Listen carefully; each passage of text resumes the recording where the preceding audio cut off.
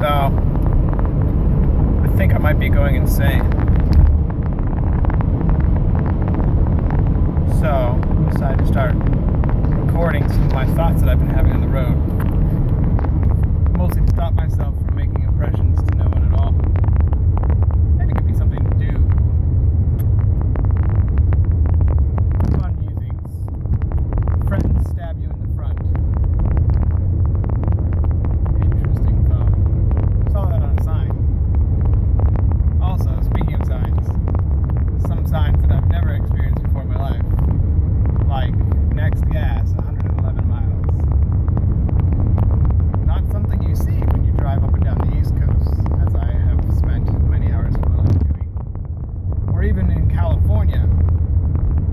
I mean, there might be 50 miles or so between exits or whatnot when you're going down the boring 5, but next gas, 111 miles. That was in Nevada. Also, experienced driving through Arizona in a lightning storm where the road flooded. That was pretty unique, I guess. What else? That's another thing. I've seen cops. I've seen a few people pulled over here and there. But I think the entire trip I've seen one cop sitting in a speed trap. And I've gone through California, Nevada, Utah, Arizona, New Mexico, and I'm almost through Texas now. One cop. If you've ever driven from one side of Massachusetts to the other, which by the way is only like 2 hours as opposed to, 11,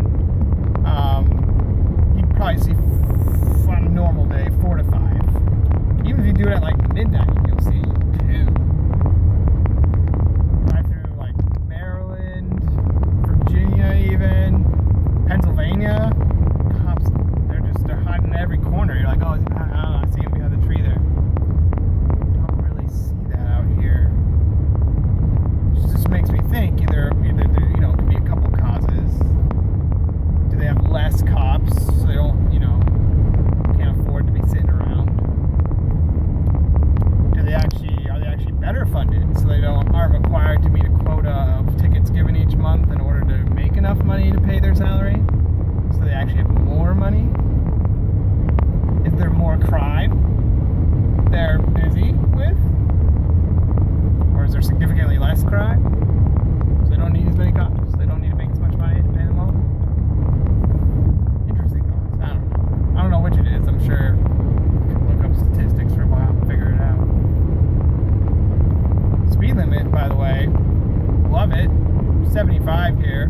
70 in Texas on a 2-lane road. One where you can you have to go into the other lane. 70. Nevada, same thing. 70, 75. Which brings up another thing. I've never had to drive in wrong way traffic so much as when I drove through Arizona and Nevada, New Mexico, Texas somewhat. Although Texas has a lot of the passing lanes where they have to move over to the right lane kind of thing. But yeah, these entire highways where I drive 400 miles on it, and there's never actually another lane. So the only way to pass all the trucks, the people with trailers or the slow cars, is to go in oncoming traffic. It's quite terrifying at times. Other times, you can go 10 minutes without seeing a car coming the other way, so it's not really a big deal to go around. But you have to cross over the bumps, they go when you're going in with your tire. And what's weird is when you cross that, it tugs on your tire. So typically you have to speed up to go past, and when you come back in, as you cross it pulls your tire back towards, which is terrifying. The one time that you feel like it's a little too close, which happened to me where I was like, I probably shouldn't have passed this guy, but you're already going on there, so the only way is to slam on your brakes and cut in, or just speed up and try to make it. And it's the kind of thing where I was passing 2 cars and a semi, and so when I started it was fine, and then a car came and he was going really fast, so I was like, oh, this is gonna be close, which honestly there were still probably 100 yards, but 100 yards isn't that much when you're both going 80 miles an hour towards each other, which is a relative velocity of 160 miles an hour. So obviously you're going to cover 100 yards, 200 yards pretty quickly. basically. So anyways, that happened, and when I came back across, I felt my tire pull back because of the buzz and thing, the divots, and I was just like, ugh! Just give me that little whoo. Maybe peed a little, but I didn't actually pee a little. But it felt like I should have. Those are some things, some musings when I've been on the road. Obviously, I mean, there's just a lot less populace driving from the West Coast to the South. And so you see a lot more just nature. But out here, I mean, Texas was much greener than I expected. I guess I expected Texas to still be desert. But as you can see from what I'm passing, it's pretty green, lots of trees, which is nice because there isn't that in Nevada or Utah or Arizona. But there are really cool rock structures and mountains and caves. And by the way, what's with the flat? I brought this up to a couple people. What's with the? I don't understand. I'm trying to understand the flat rocks. Not rocks, but like a mountain, but it's perfectly flat on top. You know, a plateau, whatever you call it. And there's a lot of them in Arizona. There are some like throughout Nevada and some in New Mexico as well. But Arizona's kind of known for it. I'm pretty sure like any picture, I think even their license plate has it on its background or something. But most pictures of Arizona, you picture that it's like a layered rock where it's like reds and browns, and then it's got a flat top, and it's just a cliff drop, and then a plane, cliff, another plane on top. And so I'm trying to figure out like how they formed.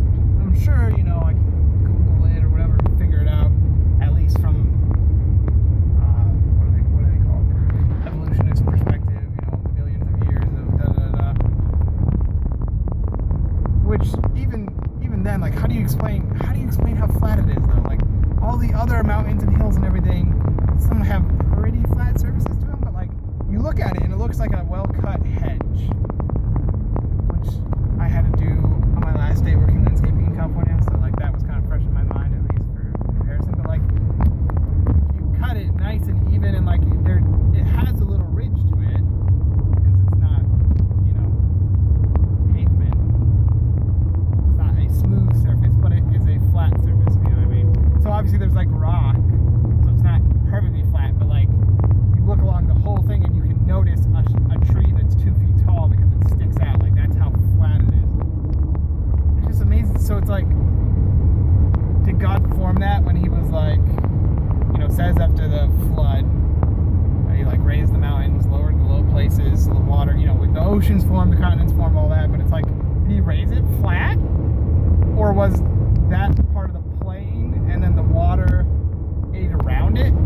But then it's like, it's such a sharp edge and cliff, you'd think the water would leave layers, like in the Grand Canyon where you have like a like thin at the top and it gets wider as it goes down. Like that's what water typically will form. So maybe it's the type of rock, because I know it's all like a clay. They make a lot of pottery there. Oh no, like a golden retriever. That's sad. Maybe it was a fox of some sort. Pretty sure that was a dog. Anyway, flat rock. And from the Ice Age, you know, if you believe in the Ice Age, like what's the perspective there? Like how did the ice ate away at a perfect cut and left that perfect flat top? Either way, I don't know. It's probably a pretty simple explanation, honestly. It's one of those fun things to me, kind of like figure out like how did the land form this? Because it doesn't look natural, but it is, and it gives, you know, it's a very interesting to have like this flat layer and a drop and another very flat. You know, there's like a little up and down as you're driving, but pretty much just flat. And I was driving around that upper level for hours. Like I felt like I went around half of it or whatever. So then I was thinking, are there people on top of it too? Like, are there roads? I'm sure there's trails to hike or ATV trails, stuff like that, but are there actual roads that go up on top? And why wouldn't you just build a city up there? You know what I mean? But I'm guessing it's probably harder to get water on the higher level, because all the water would be lower. Anyways, things in my mind. I wonder if I have any other thoughts. What else have I been thinking about? I was making impressions to myself. That was interesting. The rain in the desert was interesting. In Arizona, I guess it's not it's super rare that there's rain. Like it does rain there. But I guess this was a kind of not stereotypical in that they had rain for multiple days in a row. And it was obvious that the desert had... So, first of all, there's a cop. I should probably stop recording. It's weird that slowing down for the cop means going down to 75. I mean, I was only going just under 80, so it's like I don't really have to slow down that much, but it feels like I'm going really fast. Like I'm used to slowing down to 60. Not that I ever speed anywhere else. Or speeding down. Let me just reset my, what's this called? Cruise control. Anyway, so desert rain. So, on the west coast, through most of California and then down to the south, you don't see storm drains in the road. I guess I can show you. It's weird, but my phone's recording. I can't flip the thing like you can in like a Snapchat or whatever. Anyways. I hope this angle's right. I won't know until I watch it. So if you look on the side of the road there aren't any drains. It's just a flat runoff. So, yeah. I mean, the roads obviously have a slant to them, so the water won't pool in the middle. But especially in Nevada, or, where the road's been worn out by tires, it actually does leave two little puddles where the tires go, because they built the road mostly flat and there's no drainage because they get rain so little that they don't need it.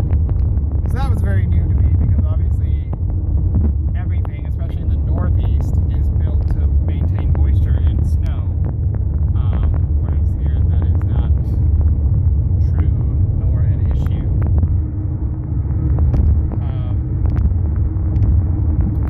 So yeah, rain came. It was raining. There was a lot more water on the road than I was used to. So obviously that kind of slowed me down or whatever. But then I passed through this town and the road was blocked off. It was because I don't think they have rivers. They have little trails that, what was the name of it? I saw a sign, so they have a bridge over this little divot, and it's called something else, or we would call it a river or a creek or whatever. And it has another name because it's not actually a water. There's not water there except when it's raining, so it's really just a little gulch or whatever. It had a different name, and I was like, oh, that's interesting. They have a unique name for this place where water will go sometimes, but most of the time it's just a bridge over a ditch, a dry ditch.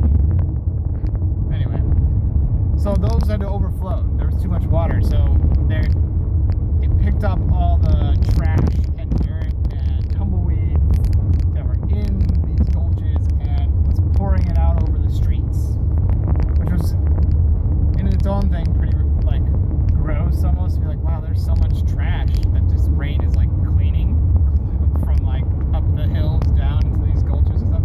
But yeah, it had brought mud across and actually built a rather large hump.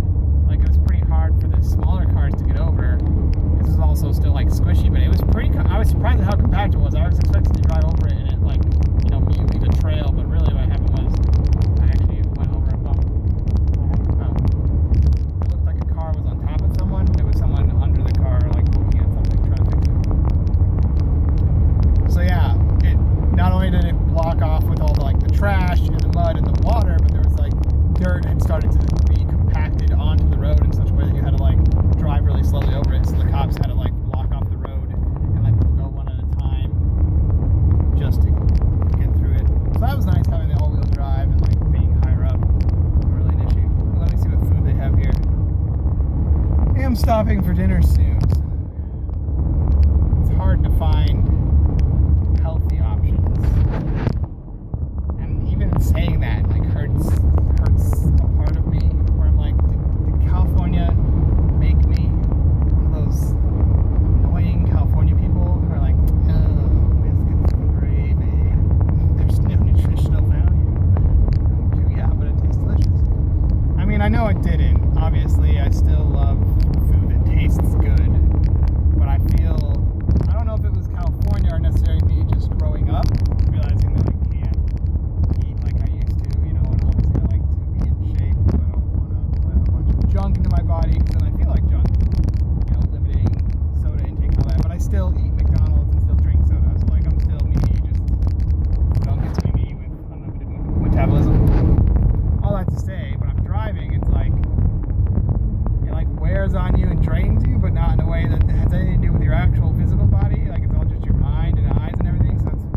really hard when your options are mostly fast food or in Texas comfort food. But like I want to eat something that'll keep me alert and awake and like, but will also give me some substance so I don't have to stop and eat again in 2 hours. Anyway, I'd say I'll probably end up getting like Subway or something, some form of sandwich. I had a really good club sandwich at the Lodge in the Grand Canyons restaurant. I almost got the elk chili, but as much as I wanted the elk, I don't really like chili. Usually chili has beans in it. Beans are my lesser favorite substance to put into my body. But anyway, plus I was just staying at my friend Justin's house, which is awesome. Had a lot of Mexican food there, which was great and much better than eating on the road. Then it's like I see a Mexican restaurant. It's like, well, I probably should eat something different, but it's like, what else am I gonna eat? I want to get some protein in me, so chicken is kind of the ideal option. Beef, chicken or beef, that's pretty much your two options. And I could eat it in a sandwich form or a burger form, or have it plated with mashed potatoes or something. If I went to like a nicer restaurant, by nice I just mean more expensive, really. If there was like a Cracker Barrel, I'd stop there, I think. Sounds fun. Anyway, I've also been listening to books on tape, or audiobooks, whatever. I guess wow. What I just said a very old phrase. I'm an old man. I just said books on tape. Book on tape. But I didn't realize till just now that like when I say that, everyone who's like my age knows exactly what I'm talking about. But there's probably people who've never seen a tape who wouldn't understand that phrase. So anyways, audiobooks. It used to be called books on tape because they were on tape. And somehow that phrase kind of stuck with them. Because if you like Google books on tape, it knows you mean audiobooks. You know what I'm saying? The lights, no one can see me. Shift you down there into the shade, maybe.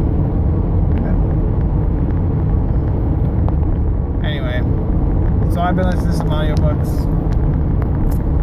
Listening to the Bible. Listening to the book Dune by Frank Herbert. It's a good classic. I love it. I love Dune. There's quite a few things in Dune that I think are really true, like some of the sayings and philosophies, and I think it's really interesting how far ahead of his time Frank was in portraying like the politics, especially. I think it's part of what makes Dune such a classic, and how so many other stories take things from it and whatnot. Yeah, just well done. Whataburger. I've heard Whataburger is good. Maybe I'll try it while I'm in Texas. Who knows? I've been recording for 19 minutes already. Jeez. I wonder if anyone will watch. If you are watching this and you didn't just click on the bottom and drag it in to see if something interesting happened, kudos to whatever a kudo is. That's a stupid bar that was supposed to be healthy but was just like a granola bar with sugar. So I don't know where the saying kudos came from. I'm guessing it probably existed before the kudos bar that I know. Now that I say that, that would make more sense than the saying being based on a granola bar. Ooh, some Cracker Barrel. I ask and I receive. I'm gonna go to Cracker Barrel because I don't know, childhood memories. It's also Hooters. I've heard they had good wings. They're also known for other things. I forget what though. Something like an owl. It's a very odd National Guard ad, sorry. Exit 10. Sweet, let's get some Cracker Barrel. So anyways, if you actually watched all 20 plus minutes of this video, it's impressive. Either you are very bored or you find me very interesting. Some combination of the two, or you're probably